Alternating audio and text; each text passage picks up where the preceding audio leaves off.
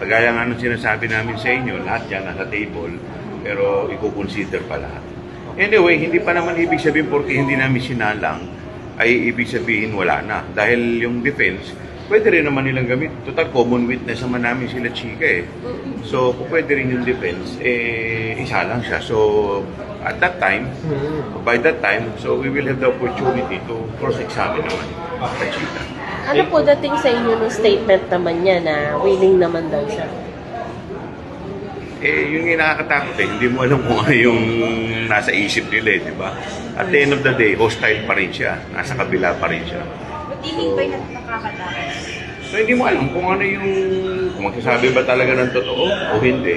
Nakita na natin yung naging statement nila Acosta eh. Masyadong evasive, masyadong, parang may script silang ginagawa rin eh.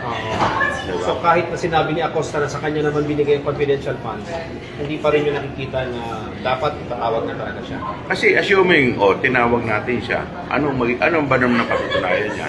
Yung pagbigay lang sa kanya, mali na eh. Di ba?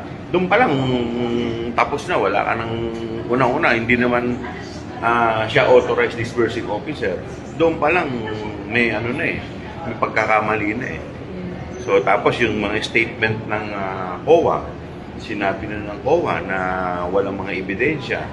So, kung right from the very beginning, may ebidensya sila, di sana umpisa pa lang, nung paglabas pa lang ng AOM, nag-present na sila ng mga resibo. Tapos yung paggamit nila, bakit nila binili ng mga furnitures na hindi naman kasama. So, doon pa lang, maliwanag na yung kwento eh.